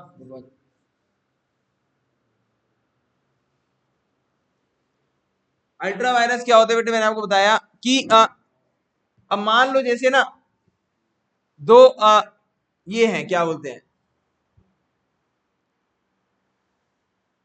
बेटा बेटी, बस फर्क ये है कि बेटा किसी और की है, बेटी किसी और की है, दोनों की शादी हो रखी है। तो घर की बहू है और घर की बहू ने झगड़ा कर लिया है जो उसका हस्बैंड है उससे, झगड़ा उनके कमरे तक चल रहा था, दोनों में लड़ाई चल रही थी, पत्नी जो थी वो कमरे से बाहर आ चुकी है। पत्नी कहाँ आ चुकी है बेटे, कमरे से। बात अब भी संभल सकती है क्योंकि घर काफी बड़ा है, गांव की बात है। पत्नी केवल घर से कमरे से बाहर आई है, यानी उसने कमरे की दहलीज लांग दी गुस्से गुस्से में, फिर बाहर आके झगड़ा शुरू हुआ। कमरे की दहलीज लांग दी, इस काम को, इस बात को ठीक करा जा सकता है, इस बात को सुधारा जा सकता है। समझ आ रहा है बेटे आपको? सुधारने को बोलते हैं बेटे रेटिफाई। क्या बोलते हैं बेटे? रेटिफाई। इस एक्ट को सुधारा जा सकता है, समझाया जा सकता है। उसकी सासू माँ, उसके ससुर जी, उसके माता पिता वो आगे समझाएं कि नहीं ये वो फलान ढिकान जो भी है। नहीं, इतने में तो कोई समझाता फुर फुर फुर फुर करके उसने क्या करी, घर की जो मेन डोर की दहलीज है, अब बस ऐसे जैसे होता नहीं इंडियन सीरियल में, धूम ताना ना ना धूम ताना ना धूम ताना धूम ताना धूम ताना ले, जैसे उसने क्या रखा, पहला कदम घर की दहलीज के बाहर। अब नहीं भाई, अब बगल वाली शिमला विमला आंटी को सबको पता चल चुका है कि इनकी बहू क्या है, लड़ाई खोर है, और क्या कर लिया उसने, अब लड़ाई कर ली है। अब पूरे मोहल्ले, अब नहीं भाई, जैसे ही उसने क्या करा, घर की दहलीज को लांगा गया। अब ये काम क्या नहीं हो सकता, चाह के भी रेटिफाई। पार्षद अंतर नियम, हिंदी में समझिएगा, पार्षद अंतर नियम किसको बोलते हैं? पार्षद अंतर नियम, आर्टिकल ऑफ एसोसिएशन, यानी घर के कमरे की बात है। आर्टिकल ऑफ एसोसिएशन होता है कंपनी के इंटरनल रूल्स एंड रेगुलेशंस, जो कंपनी के अंदर काम कैसे होगा उस बात को बताता है। अच्छा, पहली बात तो घर की दहलीज लांग दी तो हो ही नहीं सकता, और गांव भी लांग गई, पूरी एथलीट ही चुनी थी उन्होंने। एक बार कमरे से क्या निकली, रुकी नहीं, भागती गई, फिर अगले काम में जाके रुकी सीधा। तो घर की दहलीज लांगी तो हो ही, तो भी नहीं हो सकता था, और अब तो वो क्या लांग गई, गांव भी लांग गई। अब तो रह मतलब अब भूल ही जाओ, पहली बात घर की दहलीज लांगते ही भूल जाओ पहली बात। तो अगर कंपनी जो है वो कोई काम करते कमरे से बाहर, कमरा मतलब अंतर नियम यानी आर्टिकल ऑफ एसोसिएशन, अगर उससे बाहर कोई काम करते तो काम संभल। समझ आ रहे बेटे आपको? ये जो डॉक्यूमेंट्स होते हैं इसमें क्या लिखे होते हैं, रूल्स एंड रेगुलेशंस, सीमाएं लिखी होती हैं कि आप ये कर सकते हो, इससे बाहर जाके कुछ करोगे तो गलत है। किसी भी बंदे को कंपनी के साथ कॉन्ट्रैक्ट करना है तो उसको ये दोनों डॉक्यूमेंट्स पढ़ लेने चाहिए, article of association, memorandum of association. एक कंपनी है प्लास्टिक के पाइप का काम करती है, क्या वो स्टील का कॉन्ट्रैक्ट ले सकती है? नहीं, क्योंकि उसके एमओए में लिखा ही प्लास्टिक का काम करती है, प्लास्टिक से रिलेटेड कॉन्ट्रैक्ट लेगी। अगर किसी कंपनी ने उसको स्टील का कॉन्ट्रैक्ट दे दिया और उसके बाद स्टील में नुकसान हो गया और वो कंपनी कह रही है कि मेरे को तो पता ही नहीं था, स्टील का काम करती नहीं है, गए, सरकार बोलेगी तुम बावले हो क्या, तुमने एमओए नहीं पढ़ा? एमओए में साफ लिखा हुआ है कि कंपनी किसका काम करती है, प्लास्टिक का। जब प्लास्टिक का काम करती है स्टील का कॉन्ट्रैक्ट ही नहीं ले सकती। तो एमओए से बाहर, अगर आर्टिकल से बाहर जाके कुछ का, आर्टिकल में लिखा होता है बेसिक की कंपनी का रजिस्टर, कंपनी के अंदर की बातचीत। तो अगर आर्टिकल से बाहर जाके कोई काम करा तो वो क्या हो सकता है, रेटिफाई हो सकता है, उसे सुधारा जा सकता है। लेकिन अगर एमओए के बाहर चले गए फिर नहीं। एमओए है वो घर की दहलीज, उससे बाहर चले गए फिर क्या नहीं हो सकता, वो काम सुधारा, वो काम नल एंड वॉइड माना जाता है। वॉइड मतलब जिसका कोई अस्तित्व ही नहीं है। नहीं जैसे वो कहते हैं कि जा तू मर गई हमारे लिए, ऐसे करके बोल दे, तो ससुर ने या सास ने या उन्होंने कह दिया अब से तो हमारे लिए बहू रही नहीं जी, हमारा तो एक बेटा है, बेटा भी पीछे पीछे भाग लिया, तो वो कह रहे हैं कि नहीं हमारा बेटा भी नहीं है अब। समझ आ रहा है आपको? तो अगर काम एमओए के बाहर हो गया, नहीं नहीं नहीं, अब उस काम का इफेक्ट ही क्या हो गया, खत्म, वॉइड हो गया वो काम। समझ आ रहा है बेटे आपको? तो उस चीज को बोलते हैं अल्ट्रा वायरस। क्या बोलते हैं बेटे? अल्ट्रा वायरस मतलब बाहर हो गया काम। समझ आ रहा है? उसको रेटिफाई नहीं कर सकते। तो एमओए क्या होता है मैंने आपको बताया, ये पढ़ लो जरा, लिख लो इसमें, this document works as a boundary wall for a company. यह दस्तावेज कंपनी के लिए एक सीमा की तरह काम करता है। सीमा कौन? हैदर? नहीं, सीमा मतलब समझ गए ना आप? सीमा।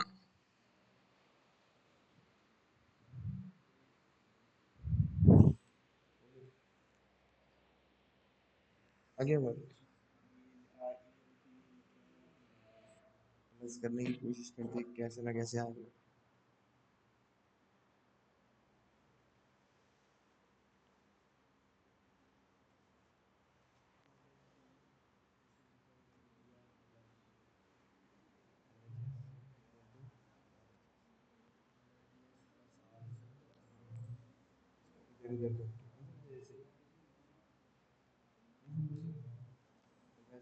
इसको तोड़,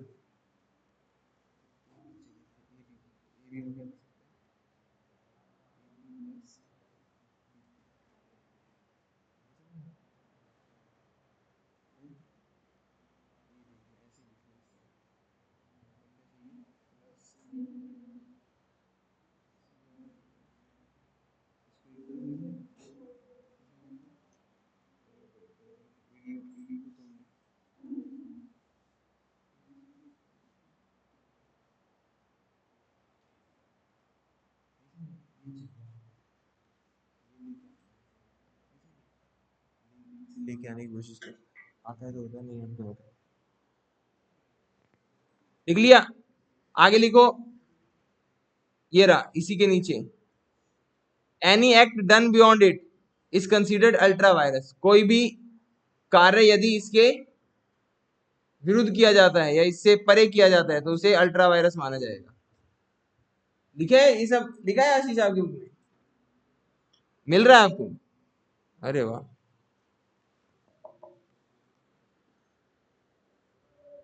any act done beyond it is considered ultra vires. लिख लिया बेटे आपने? बोलो।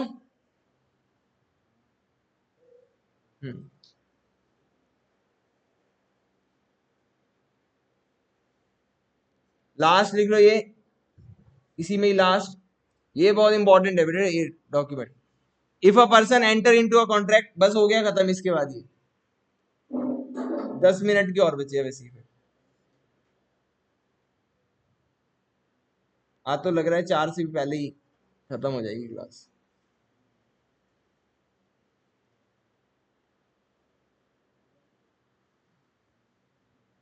If a person enters into a contract, यदि एक व्यक्ति कंपनी के साथ,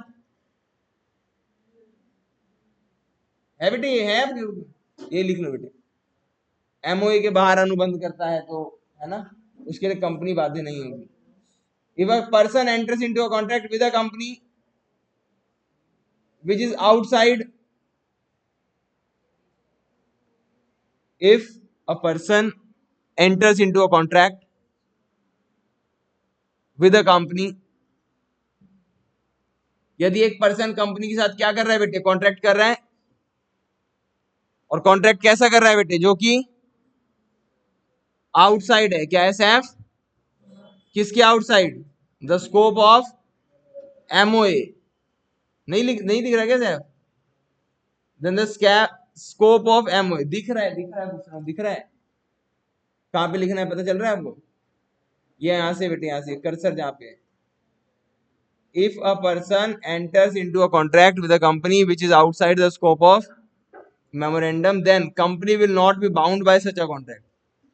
तो आप कंपनी को ये नहीं बोल सकते कि भाई तुमने गलत कर दिया, इसने गलत कर दिया। कोर्ट कहेगी तुम बावले हो क्या, तुमने एमओए नहीं पढ़ा था। तो कोर्ट ये मानती है कि अगर आप कंपनी के साथ कोई कॉन्ट्रैक्ट कर रहे हो तो क्या पढ़ के करोगे, उसका एमओए पढ़ के करोगे। समझ आ रहा है? इसीलिए बहुत सारे लोगों को न्याय नहीं मिलता, पता है आपको? लोग बहुत सारे कंपनी के साथ कॉन्ट्रैक्ट कर लेते हैं, कंपनी उनके साथ धोखा भी कर देती है थोड़ा बहुत, तो भी न्याय नहीं मिलता, क्योंकि लोगों कोर्ट बोलता है कि भाई तुमने कंपनी के साथ कॉन्ट्रैक्ट करा है, तुम्हें उसका एमओए पढ़ना चाहिए था। और जनरली कंपनी ऐसे काम कर देती है जो एमओए से बाहर होते हैं, तो कंपनी में पेनल्टी तो लग जाती है, लेकिन उस व्यक्ति को कोई न्याय नहीं मिलता। तो इस वजह से आप ध्यान रखिएगा। ये आगे करो, ये पढ़ लो बस। एमओए का मेन एम क्या होता है बेटे? ये बात बताना कि कंपनी का स्फेयर कहां तक है। स्फेयर मतलब कंपनी का घेरा कहां पे है, मतलब कंपनी की हद क्या है, कंपनी हाँ क्या क्या काम कर, ये बात बताना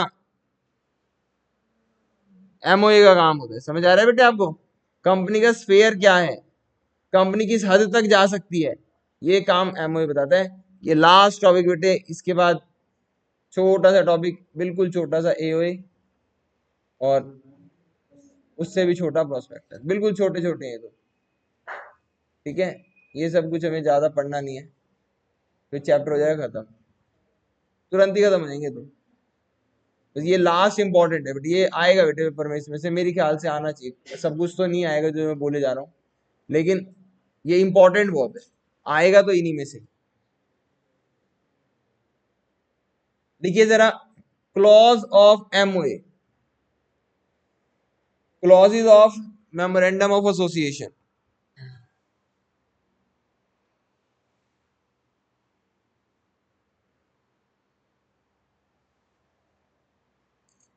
क्लॉजेज ऑफ एमओए, नाम लिख लीजिएगा इन सब के ना, तो लाइन बोलूंगा बस, वही वही लिखना। देखो नेम क्लॉज क्या होता है बेटे? जिसमें कंपनी के नाम के बारे में जानकारी होती है कि कंपनी का क्या नाम होगा, ये जानकारी जिस मेमोरेंडम के हिस्से में होती है उसको बोलते हैं नेम क्लॉज। तो नेम क्लॉज में क्या लिखा होता है, बस इसको पढ़ लो कि कंपनी का नाम।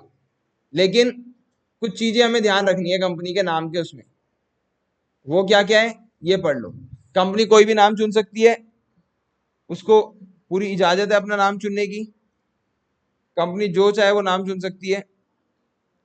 बस कुछ बातों का ध्यान रखना है, 3 बातें क्या क्या है? अनडिजायरेबल नहीं होना चाहिए, किसके सेंस में? सीजी की सेंस में, सेंट्रल गवर्नमेंट की सेंस में, यानी सेंट्रल गवर्नमेंट उसको क्या ना माने, अनडिजायरेबल ना माने। सेंट्रल गवर्नमेंट माने कि वो जो नाम है वो एकदम सही है, उसको कोई दिक्कत ना हो। आगे ऐसा नाम ना चुने जो emblem and name act, emblem and name act होता है बेटे, जो बड़े बड़े जो नाम होते हैं जैसे king, queen, emperor, royal, state, ये सब नाम नहीं यूज कर सकते आप। इंडिया, अगर ये सब नाम यूज करने हैं तो आपको पहले क्या लेनी पड़ती है? परमिशन। क्या लेनी पड़ती है बेटे? परमिशन। इंडियन नेशनल फ्लैग आपने अपने ऑफिस के बाहर लगा रखा है, बड़ा नेशनल फ्लैग, नहीं लगा सकते आप। समझ आ रहे बेटे आपको? तो और दूसरा, अगर पब्लिक कंपनी है तो वर्ड लिमिटेड, और प्राइवेट कंपनी है तो वर्ड प्राइवेट लिमिटेड। इन बातों का क्या करना है बेटे? यूज करना है। तो 3 बातें लिख लो आप बस, छोटा छोटा सा। Not undesirable in opinion of CG, CG के अनुसार, क्या अनडिजायरेबल को क्या लिख रखा है? हाँ, सीजी के अनुसार अवांछनीय ना हो,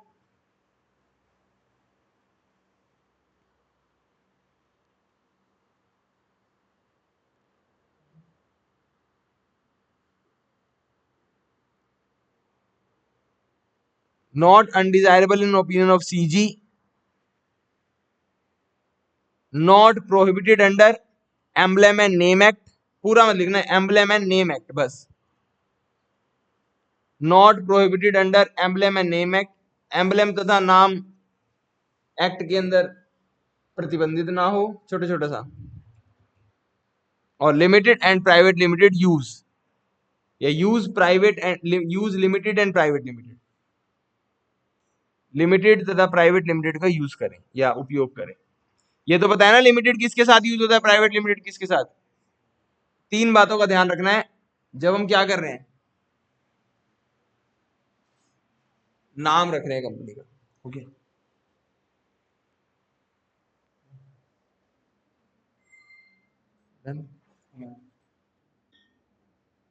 आगे बढ़े, हो गया बेटे यहां तक ये, हटा दूं, आगे लिखिएगा सिचुएशन क्लॉज, इसमें लिख लो, 3 लाइन छोड़ी है ना आपने, सिर्फ 1 लाइन में लिखना है बस, registered office information to ROC, registered कार्यालय की सूचना आरओसी को 30 दिन में भेजनी है, बस। जहां पे हमने रजिस्टर्ड ऑफिस बनाया है 30 दिन कहां से, इनकॉर्पोरेशन से, जिस दिन कंपनी बनी उसके 30 दिन के अंदर अंदर किसको जानकारी भेजनी है, आरओसी। आरओसी कौन होता है, रजिस्ट्रार ऑफ कंपनी, कंपनी का रजिस्ट्रार, ठीक है। कंपनी का आगे बेटे ऑब्जेक्ट क्लॉज, ऑब्जेक्ट क्लॉज क्या होता है बेटे, इसमें कंपनी का ना उद्देश्य लिखा होता है, उद्देश्य मतलब कंपनी किस चीज के लिए बनी है। तो कंपनी जब ऑब्जेक्ट क्लॉज रख रहे हो तो याद रखना 2 ऑब्जेक्ट होते हैं, कौन कौन, और एक उससे जुड़े हुए, जैसे प्लास्टिक का पाइप बनाना एक मेन ऑब्जेक्ट हो गया, और प्लास्टिक के पाइप से रिलेटेड और बहुत सारे जुड़े हुए ऑब्जेक्ट हो सकते हैं, कि जैसे मशीन ऑर्डर करना, उसके लिए ये भी कंपनी का उद्देश्य होता है, उसके लिए मशीन ऑर्डर करना है, उसके लिए गोंद मंगाना, जो भी XYZ, और कई सारी चीजें हो सकती है। तो ऑब्जेक्ट 2 तरीके के होते हैं, एक मेन ऑब्जेक्ट और एक उससे रिलेटेड। तो लिख लो बस 2 उद्देश्य, 2 पार्ट्स, ब्रैकेट में लिख लेना ऐसे छोटे छोटे, 2 parts, main object, auxiliary object, ताकि आपको याद रहे ऑब्जेक्ट क्लॉज में कितने पार्ट होते हैं। मेन ऑब्जेक्ट मतलब जिसके लिए कंपनी बनी है, और ऑक्सिलरी मतलब उससे रिलेटेड। और ये लिख लेना नॉट, अगली लाइन में, not immoral comma illegal comma oppose to public policy. क्या क्या नहीं होना चाहिए, 3 चीजें नहीं होनी चाहिए, नहीं कि आप इमोरल इलीगल या ऐसा कुछ बना रहे हो जो पब्लिक पॉलिसी के अगेंस्ट है, कि पाकिस्तान के आदमी के साथ आप साझेदारी कर रहे हो, कंपनी बना रहे हो, वो सब गलत है। तो 2 उद्देश्य, 2 प्रकार, एक मुख्य उद्देश्य और एक उससे संबंधित उद्देश्य लिखे होते हैं ऑब्जेक्ट क्लॉज में। और एक ये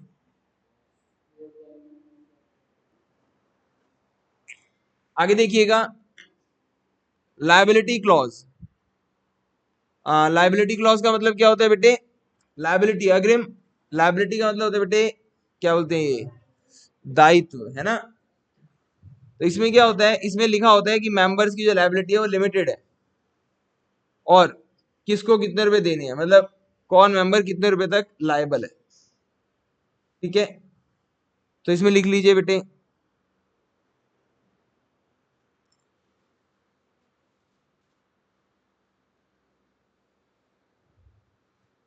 अच्छा आपको पता है कितने प्रकार की कंपनियां होती है वैसे, एक होता है company limited by liability, sorry company limited by shares, एक होते हैं कंपनी लिमिटेड बाय गारंटी। कौन थे, company limited by guarantee. Company limited by guarantee क्या होती है बेटे, सुनिएगा बेटे जरा। कंपनी लिमिटेड बाय शेयर्स तो बहुत सिंपल सी होती है, जैसे मैंने आपको बताया था कि अगर विशाल ने 1 शेयर खरीदा, तो विशाल ने 1 शेयर खरीदा, और विशाल ने 1 शेयर खरीदा 10 रुपए का, कितने का खरीदा खुशी, 10 रुपए। तो अगर विशाल ने 10 का शेयर खरीदा, जिसमें से अभी कितने रुपए दिए हैं, 5, कितने रुपए दिए हैं, 5 नहीं 6 रुपए दिए, तो कितने रुपए देने और बाकी है, कंपनी में कुछ हो जाए, विशाल कितने रुपए देंगे, अगर विशाल के पास 1 शेयर है तो, अगर विशाल के पास 10 शेयर है तो विशाल 40 रुपए देंगे। तो शेयर्स लिमिटेड बाय शेयर्स में जितने शेयर्स खरीद रखे हैं सिर्फ उतनी लिमिटेड, उतनी लायबिलिटी होती है। ऐसी एक होती है company limited by guarantee. Company limited by guarantee में क्या होता है, विशाल ने वादा किया था कि जिस दिन कंपनी को पैसे की जरूरत पड़ेगी मैं गारंटी देता हूं, मैं खड़ा हूं, मैं 1 लाख रुपए दूंगा। विशाल ने 1 लाख रुपए देने की क्या करी थी, गारंटी दी थी। विशाल ने 1 लाख रुपए देने की गारंटी दी थी, तो विशाल जिस दिन कंपनी सॉरी क्या बोलते हैं, मुसीबत में फंसेगी, उस दिन विशाल कितने रुपए देंगे, 1 लाख। समझ आ रहा है, अगर अभिनव समझ आ रहा है सबको? तो दो प्रकार की कंपनी होती है, कंपनी लिमिटेड बाय गारंटी और कंपनी लिमिटेड बाय शेयर्स। एक होता है अनलिमिटेड कंपनी, खैर उसको अभी हम पढ़ेंगे नहीं। तो इसमें लिख लीजिएगा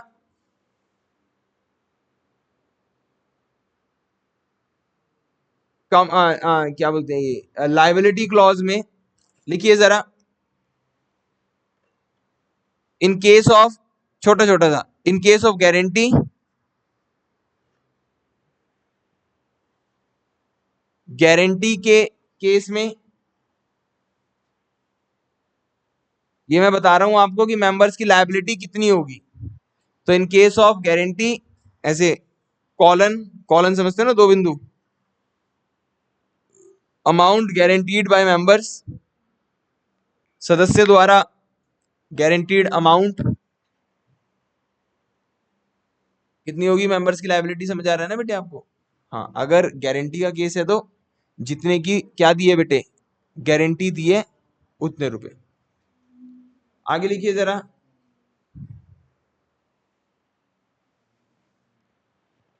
इन केस ऑफ शेयर्स, अगर कंपनी लिमिटेड बाय शेयर्स है, कंपनी लिमिटेड शेयर्स के केस में, अंश के केस में, अंशों के केस में, कॉलन डाल के लिखिए अमाउंट अनपेड ऑन शेयर्स,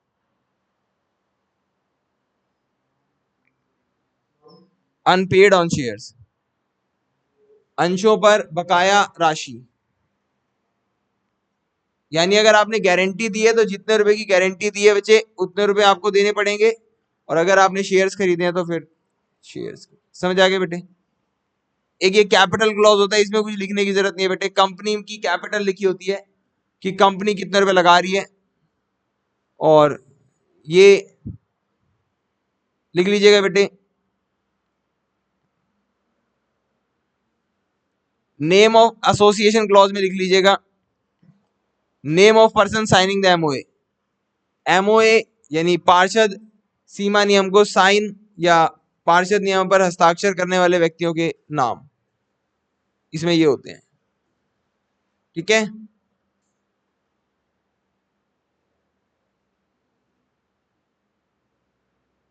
जिन्होंने भी पार्षद सीमा नियम पर हस्ताक्षर करें।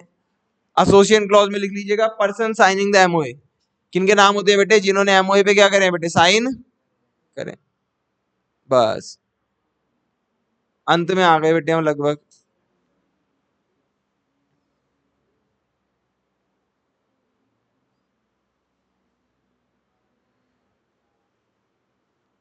क्या 4 बजे छुट्टी हो जाएगी? कैपिटल, कंपनी की कितनी कैपिटल है यही लिखा रहता है। ये बच्चा था ये।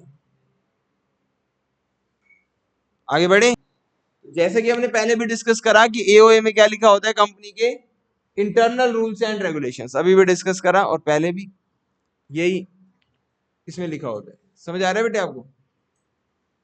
डालो, डालो ना इसमें। आगे देखिएगा,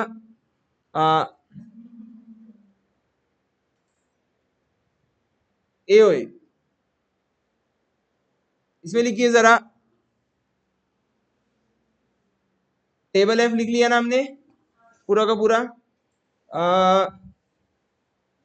नेक्स्ट, ये देखो इसमें क्या क्या लिखा होता है, एक बार बस पढ़ लो ऐसे ही। हाँ,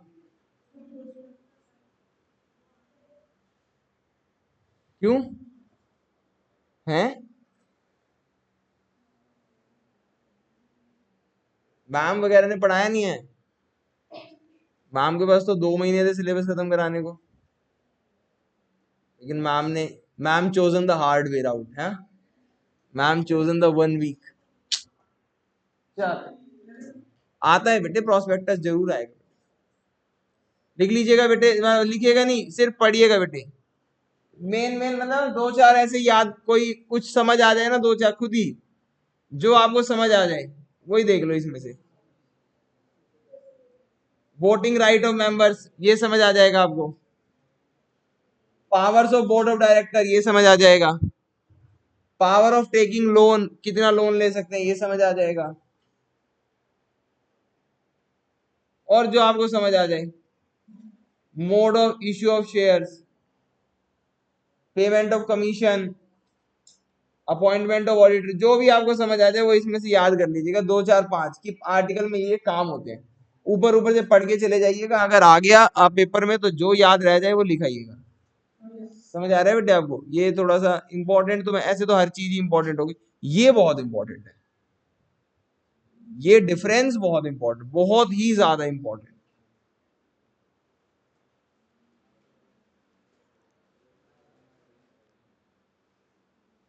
ये मतलब बहुत ही, मतलब कैसे बताऊं मैं आपको कितना इंपॉर्टेंट है ये। इसके बाद बस प्रोस्पेक्टस का यही लिखना है बस, इतना, हाँ इतना लंबा चौड़ा तो खैर, हाँ ये डिफरेंस मैं आपको बता रहा हूँ ना, बहुत ही ये सब नहीं पढ़ना हमने, ये तो बेकार है,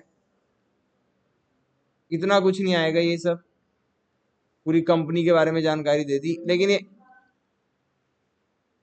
ये ऑब्जेक्ट ऑफ प्रोस्पेक्टस आ सकते हैं और ये आ सकता है, ठीक है ना, जो कह रहा हूं जो आएगा उसी में से आएगा पक्का, यकीन रखना थोड़ा मुझ पे, आप चाहे तो गोपाल से पूछ लो।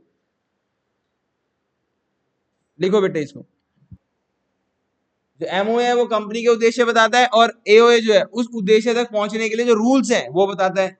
एमओए बहुत जरूरी डॉक्यूमेंट है, आर्टिकल उतना जरूरी नहीं है, क्योंकि ये तो एमओए तो मतलब अपने कंपनी का हर अलग होता है, एओए क्या होता है, कंपनी लॉ में से उठा के टेबल एफ में एज इट इज भी कई कंपनियां चेप देती हैं, तो सब्सिडरी बोला गया उसे। रिलेशनशिप, एमओए बताता है कि कंपनी जब बाहर के लोगों से डील करेगी तो कंपनी क्या क्या कॉन्ट्रैक्ट कर सकती है बाहर के लोगों से, और एमओए एओए बताता है कंपनी के मेंबर्स के बीच में संबंध कैसे रहे, यानी अंतर का थोड़ा वो बताता है, अंदर का।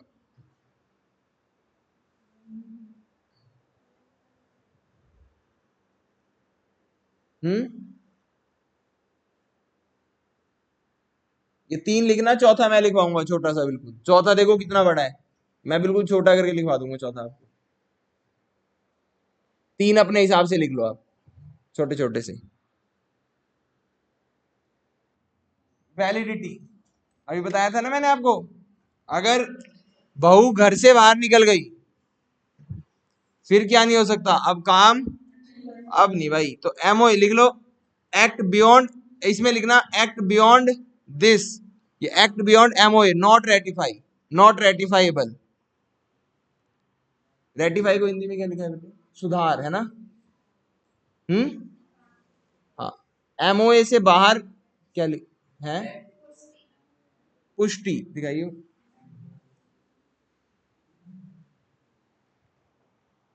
हाँ, एमओए से बाहर किए गए कार्य की पुष्टि नहीं होगी, तो सिर्फ कुष्टि और कुश्ती है ना, फिर नहीं हो पाएगी पुष्टि, क्योंकि आप बाहर चले गए एमओए से। और एक्ट बियॉन्ड एओए रेटिफाइएबल, यानी पुष्टि संभव, एओए से बाहर से, कमरे से बाहर निकली है वो, अभी अभी भी क्या करा जा सकता है, मामला संभाला, तो हालांकि वो भी गलत है, घर में लड़ाई तो बिल्कुल नहीं मचानी चाहिए, एओए के बाहर भी काम नहीं करना चाहिए, लेकिन अगर कर दिया तब भी क्या हो सकता है, संभाला,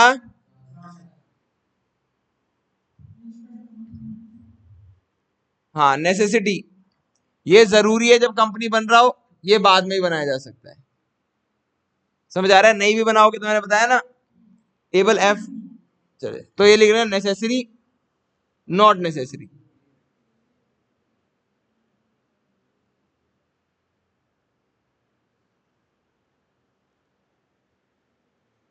ठीक है,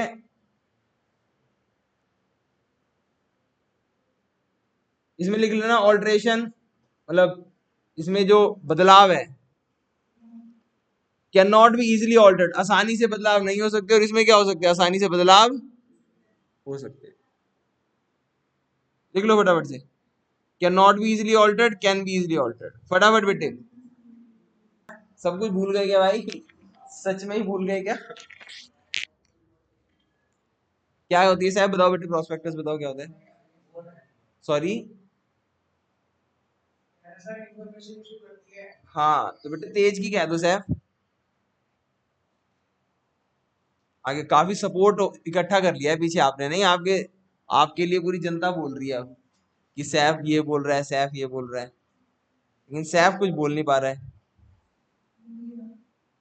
तो सही कहा सैफ ने फरदीन और मेगांश के माध्यम से कि ये प्रोस्पेक्टस वो होता है जो जिसमें कंपनी जानकारी इशू करती है कि यदि आपको हमारे अंश खरीदने में थोड़ी भी दिलचस्पी है तो आए और खरीद लें। ठीक है सैफ, समझ आ रहा है बेटे?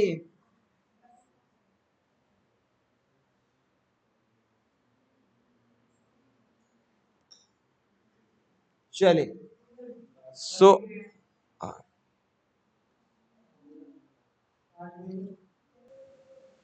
है ऑब्जेक्ट्स ऑफ प्रोस्पेक्टस जी, नहीं नहीं एक ओपीसी रह रहा है, तो ओपीसी तो घर से पढ़ लीजिए। ऑब्जेक्ट्स ऑफ प्रोस्पेक्टस, प्रोस्पेक्टस के उद्देश्य देखिएगा जरा दोस्तों, क्या क्या उद्देश्य होते हैं। जनता को इनवाइट करना। अच्छा, प्राइवेट कंपनी क्या नहीं कर सकती? Prospectus issue. आम जनता को प्रोस्पेक्टस इशू नहीं कर सकती प्राइवेट कंपनी। पढ़ा था ना हमने उस दिन, लिखा भी था। मैंने आपको बोला था कि आज नहीं समझ आएगा आपको, ये फ्यूचर में जाके समझ आएगा, तो आज ही वो फ्यूचर है। ठीक है, हाँ। प्रोस्पेक्टस प्राइवेट कंपनी इशू नहीं कर सकती, केवल पब्लिक कंपनी इशू कर सकती है। ठीक है, आम जनता को। पब्लिक प्राइवेट कंपनी केवल कुछ गिने चुने लोगों को प्रोस्पेक्टस इशू कर सकती है।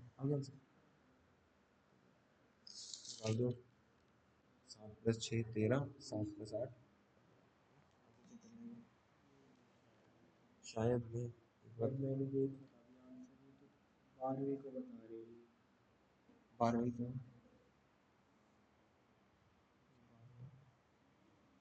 13 और 15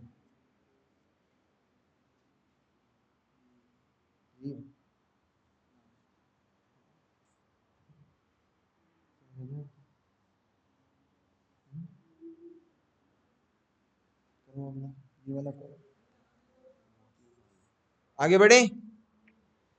to give details of those conditions on which invitation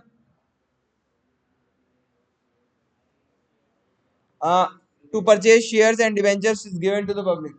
इसमें वो कंडीशंस लिखी होती है जिन कंडीशंस को पूरा करके आप शेयर्स और डिवेंचर्स खरीद सकते हो या कंपनी आपको शेयर्स या डिवेंचर्स देगी। और इसमें डिक्लेरेशन भी लिखी होती है कि जो भी इंफॉर्मेशन लिखी है वो करेक्ट है, और अगर गलत हुई तो किसको पकड़ लेना? प्रमोटर्स को पकड़ लेना और कूट देना रख के। लॉ उन्हें सजा दे सकता है यदि प्रोस्पेक्टस में कुछ भी गलत जानकारी लोग देते हैं तो, प्रमोटर्स को। ठीक है ना, याद रखिएगा। 3 बातें होती है प्रोस्पेक्टस में, 3 उद्देश्य हैं प्रोस्पेक्टस इशू करने के, बहुत इंपॉर्टेंट है बेटे। पब्लिक को इनवाइट करना कि आओ हमारे शेयर डिवेंचर्स खरीद दो। कंडीशंस बताना कि क्या क्या कंडीशंस है जिसमें शेयर डिवेंचर परचेज हो सकते हैं। और प्रमोटर जो है उसको लायबल डिक्लेयर करना कि प्रमोटर ही लायबल है जो भी इंफॉर्मेशन लिखी है उसके लिए। लिख लीजिएगा बेटे प्लीज।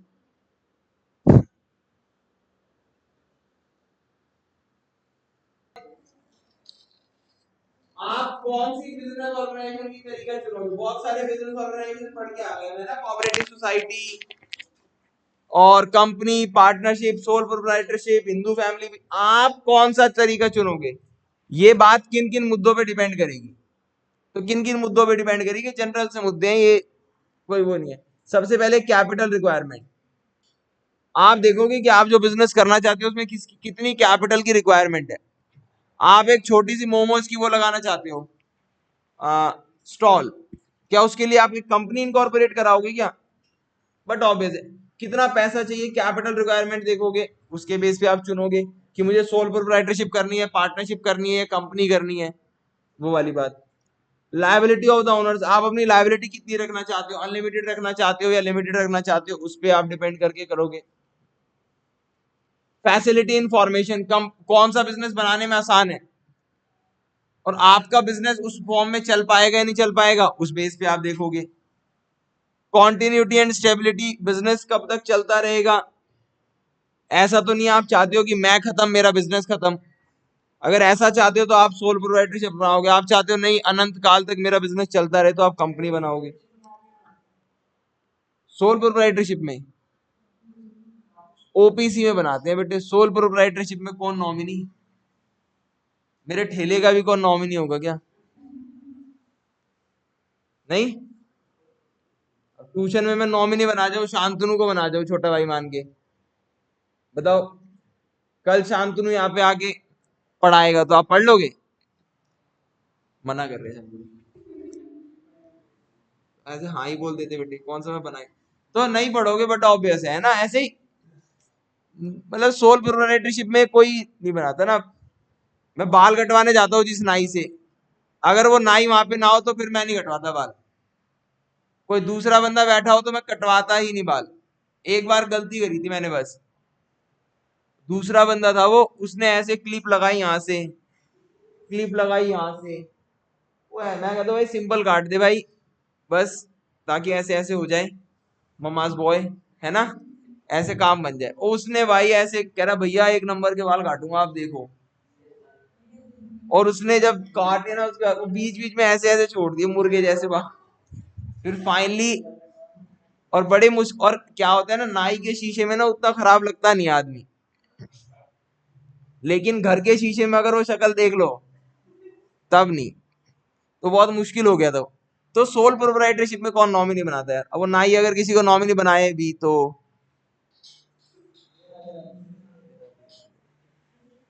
नाई अगर किसी को नॉमिनी बनाएगा भी तो क्या ही वो बात होगी। आगे बढ़े।